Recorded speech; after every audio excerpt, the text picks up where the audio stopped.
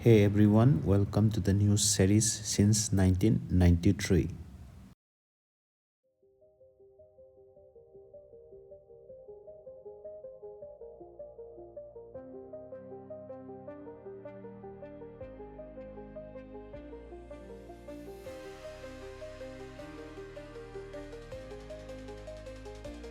1993 Mumbai Sarin Blast,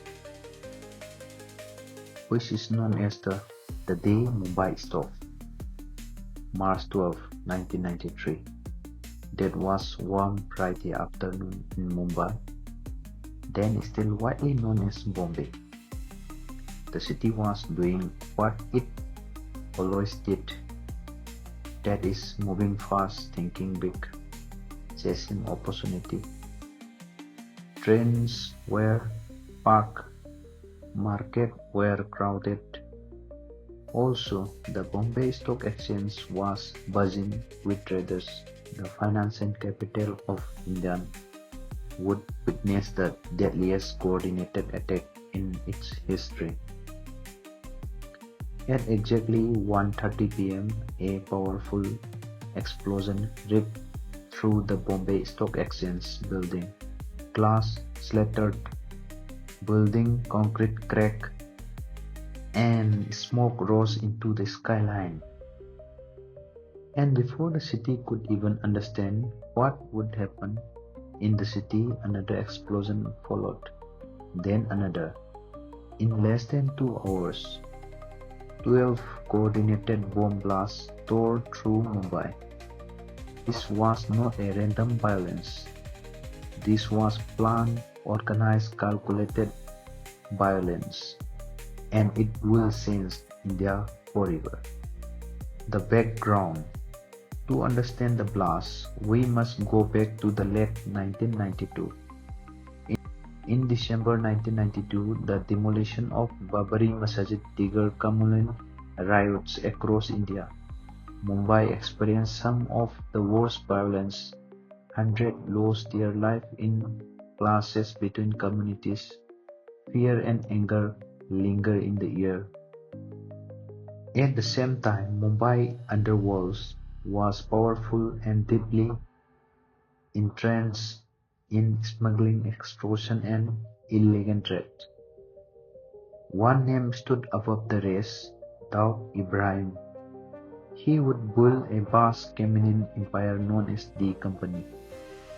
For years, his network operated in the shadows, controlling smuggling routes, influencing business, and expanding internationally. But after the riot, investigators would later allege that elements within the underworld began planning something far more destructive. The Day of Terror, 1:30 p.m. Bombay Stock Exchange. A car packed with RTX detonated outside the iconic building. The explosion kills dozens instantly and injures hundreds. People run in panic. Many had no idea what caused it.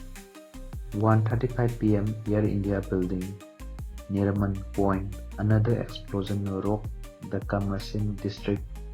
Smoke filled the coastal skyline. Jabari Bazaar, Plaza Cinema, Sensory Bazaar.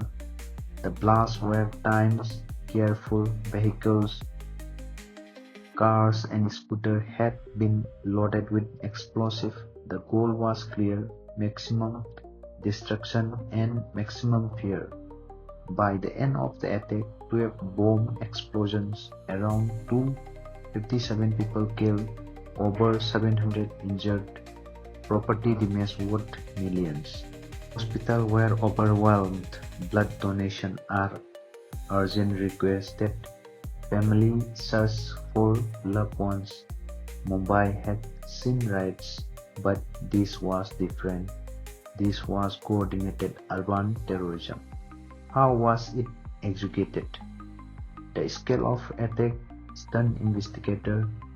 The explosive used was RDX, a military-grade material rarely seen in Mumbai at that time. Authorities' undercover evidence suggested explosives had been smuggled into India by the western coast. Several accused were allegedly trained aboard the the operation involved detains, reconnaissance, and coordinated. The conspiracy stretched beyond city limits. Within weeks, investigators point towards organized crime network working the external support. Daud Ibrahim was named as the primary mastermind, but by then he had already left India. He would go on to become one of India's most wanted fugitives. The case was handed to the Central Bureau of Investigators (CBI) and hundreds were detained. Confessions were recorded under the Terrorist and Disputive Activities Prevention. The legal proceeding became one of the longest trials in Indian history. Years later, multiple accused were convicted. Some received life imprisonment. A few were given capital punishment. The judicial process lasted decades, reflecting both the complexity and scale of the crime. For many families, justice came slowly. For some, it felt completed because the allegedly mastermind remains out of reach. Impact of India.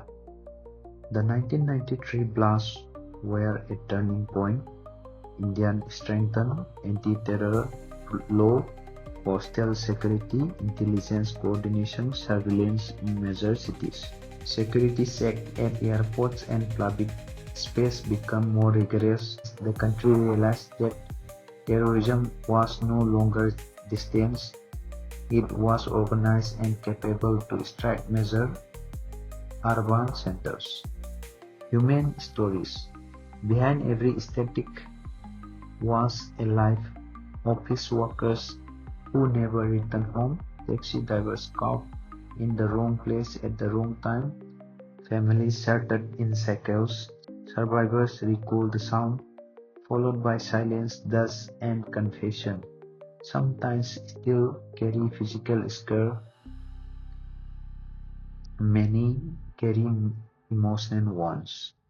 Yet amid the devastation, there was unity.